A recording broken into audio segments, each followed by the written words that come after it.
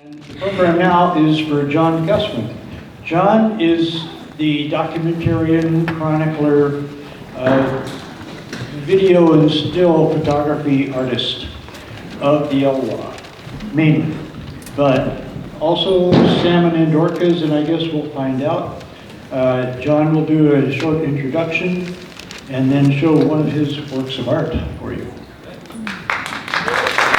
Hello. Yeah, with myself and my film partner Jessica Plum did a documentary film on the Elwha Dam Removal Project, which that film came out in 2014, and it was actually, we showed the trailer here, I think it was in 2014. It's been a while. It's amazing, 6 years ago. Anyway, so I have this quote that I really like. It's the two most important days of your life is the day you were born and the day you figure out why. Okay? And for me, I was lucky that I kind of knew my path from an early age, and I wanted to be a photographer. So I've been a professional photographer since I was, started in 23, and a couple years ago. And then in 2007, I decided to pick up a video camera because I wanted to explore that medium because I felt that it even had more of a chance to have impact on people. So started doing that. And this little short film you're going to see today is kind of a compilation of one short, 3-minute film, kind of explaining what's going on at the Elwha River, with the salmon coming back, which it is. So that's been a really good success story, which is one of the reasons why I liked doing that film in the first place, because I really love the Elwha, and it was a story of hope. So between the two, I decided to make this film. Anyway, so this is a short 3-minute version of that, and then at the end of that, there's another little compilation of video that's mainly just salmon doing their thing, spawning, trying to survive. So now you can relax and turn off your left brain and go to right brain. And here we go. Hopefully it works.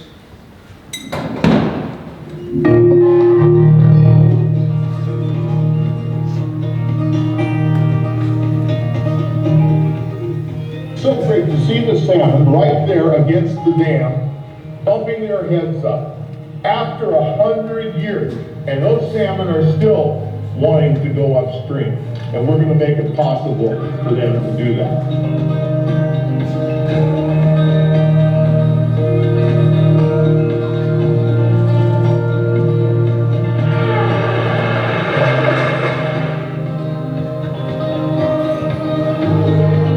There was never a concern that there wasn't going to be enough fish.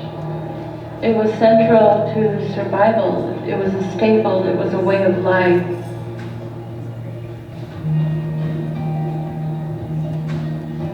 The river was our playground. And as a child growing up, I could eat fish 3 times a day, and I never thought nothing of it.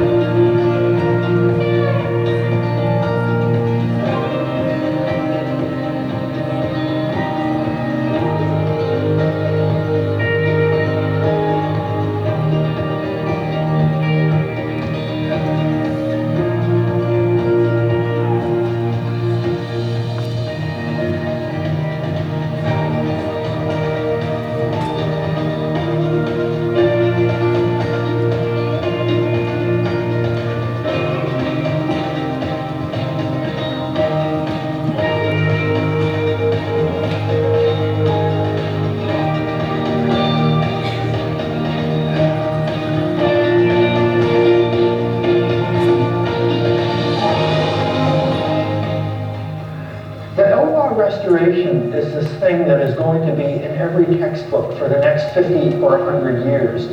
This is the most significant river restoration in our nation, and it's the largest dam removal ever done anywhere. Then the river is populated by these enormous numbers of the fish that return to the same stream where they were born to lay their eggs, and then they die. That represents this giant fertilization exercise. Marine-derived nutrients are really important to the functioning of these ecosystems. And this spot, this Elwha restoration, is going to be the primo spot for demonstrating the importance of marine-derived nutrients. There is no finer, no more perfect place to demonstrate that than right here.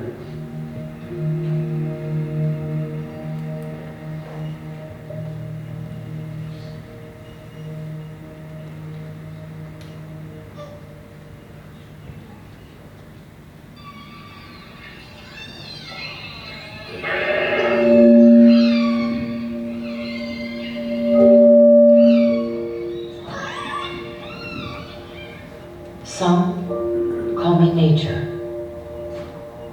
Others call me Mother Nature. I've been here for over 4.5 billion years. 22,500 times longer than you. I don't really need people, but people need me. Yes, your future depends on me. When I thrive, you thrive. When I falter, you falter. Or worse. But I've been here for eons. I have fed species greater than you, and I have starved species greater than you. My oceans, my soil, my flowing streams, my forests, they all can take you or leave you. How you choose to live each day doesn't really matter to me. Your actions will determine your fate, not mine. I am nature. I will go on. I am prepared to evolve. Are you?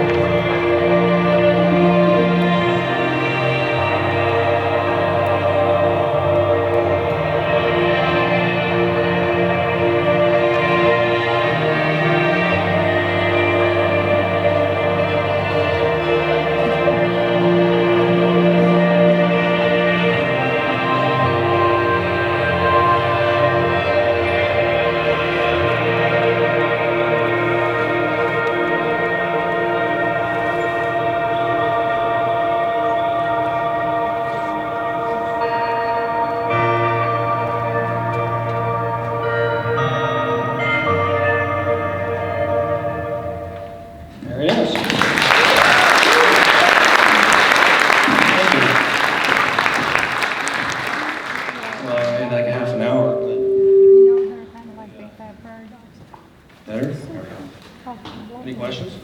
I just want to say that's phenomenal footage. I'm interested, I guess, was that a bobcat or a lynx? That's a bobcat. How did you? I paid him. No, that was a fluke. That was, well, first of all the salmon footage you just saw was shot on the Elwha Peninsula, where I live. The bobcat was a total accident because I was up at in the Hoh Valley, and if you've been to the Hoh whole valley, you know, there's the whole visitor center is right there. And right behind that is Taft Creek, which is a kind of a unique stream for the peninsula because it's one of the only streams that I know of that's spring fed, and it's only half a mile long. So the water there is super clear, and it makes it really neat to film. And the silver, the coho come in there in December to spawn, and it's a real small creek, so I try to go up there to film, which I did last December. And I was walking around, and this friend of mine who was there with me called me. Luckily, I had cell coverage, and he said, "There's a bobcat here in this tree." And it was right on the main trail. It was about 15 feet in the air. And believe me, you could have walked by that and never seen this. But somebody supposedly was looking for birds and looked up and saw this. And that was a juvenile. That was a young bobcat. And he was just sitting up there in the tree, and he wasn't upset about anything. He was just kind of watching the people walk by underneath him. And the problem was, though, because he was right straight up in the tree, it was really hard to see him, and the lighting was really bad. So I was lucky that the trail right there kind of went through a small cut, and so I was able to walk up on the side of the hill and get at the same eye level as he was, and shoot straight across. And you could just see him through that opening in the branches and the moss. So, you know, and so I was really lucky. That was incredible. And the underwater footage, it's like the underwater footage of salmon has been like the Olympic thing for us. And, you know, our little efforts. Yeah, yeah. Well, all the other underwater stuff is just a GoPro. But I kind of upped the game on the GoPro because if anybody's ever used a GoPro underwater, usually it's on a stick or something. And the problem is you can't see what the camera sees. The GoPro, we get technical a little bit here, but the GoPro has built-in Wi-Fi, which you can see on your phone, so you can see what the camera sees. But once you put that camera under the water, you lose your Wi-Fi signal, so you're blind. But they make a back for that camera housing that goes on the back of the GoPro, and it has a little wireless antenna thingy on there with a coax cable. And the coax cable runs up, and you can get it at different lengths, and it runs up, and there's a little attachment, and you just stick it on the back of your phone, so it transmits the Wi-Fi signal from the camera to your phone, so you can still see. And that's a huge deal, because otherwise you could get half a fish and not know it, you know, so. Yeah. All these little tricks, yes. That was in Tarbu Bay, which is on Hood Canal. That was another interesting story because what happened there was a scientist called me up, and that's kind of the area that he does the surveys and stuff at. And he said, you know, I want you to come film all these fish because I can count them from the air. It's easy to count them. But what's cool, I mean, the fish were, you know, from like me to that microphone stand. I could be staying on the shore and you'd look out and you would never know there was one fish in there because you couldn't see them because of the reflections of the water. Never know. But as soon as you got that drone up and looked straight down, there was like 400 fish there. So I took video, but I also took stills, so he was able to then take the stills and count the fish, and he could figure out which ones were silvers or, you know, chum or whatever. So. Yeah, if you're straight above the water, that's the best way because you don't have any reflection. So even without a polarizer on it, you can see straight down. The water wasn't super clear, but you could still count them. Yeah. What's that? That was, I think it was in October. Yeah, just this last October. Yeah.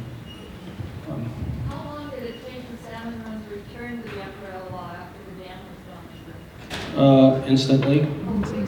Yeah, I mean, as soon as the dams were cleared, then there's a few other obstacles. There was kind of like a waterfall in Glines Canyon that they had to try to clear, make it easy. There was rocks there, because that was kind of an obstacle for the fish. That's gone. So they started coming back right after that. You started seeing them above where the lower dam used to be. The lower dam is at 8 miles, the upper dam is at 13 miles, and so that stretch in between called the Middle River, and they were, you know, showing up right up there, and each year, you know, they get more and more, and I haven't seen them personally, but they are above, you know, Lake Mills now, or former Lake Mills, up in Geyser Valley, which is where all the primo habitat starts. It's from there. So yeah, it's coming, they're working. Yeah. I have two questions. One, do you have any numbers, statistics on how many Chinooks have come back? And do you have any footage of the orcas at the mouth of Elwha? I wish. No, I don't. The numbers are there. I just don't have them on my head. But the scientists definitely keep track of that. I believe it was like 4,000 or 5,000. This year? I think so, yeah. But I don't know exactly. I should. I don't. Okay. Anybody else? Sure. Can we get the lights while we're watching this? What's that? Can we get the lights dim while we're watching this? Well, we've already watched it. Not going to get another one? No, sorry. That costs extra. Yeah, I just kind of made a short one. I like to show the whole Elwha film, but that's an hour and 10 minutes, so I can't do that. It's online You can go to, it's on Amazon, one place. If you go to our website, elwhafilm.com, Elwha, E-L-W-H-A, everybody spells that wrong. There's a link there where you can stream it online, or you can buy the DVD, which you can also buy through the website. The second half of this film, no, that's separate, but the first half of all that little story that you saw, the guys, yeah, most of that is in the film. It explains it a whole lot more, yeah. Okay, anybody? We're all good, we're all happy? Okay. Well, thanks.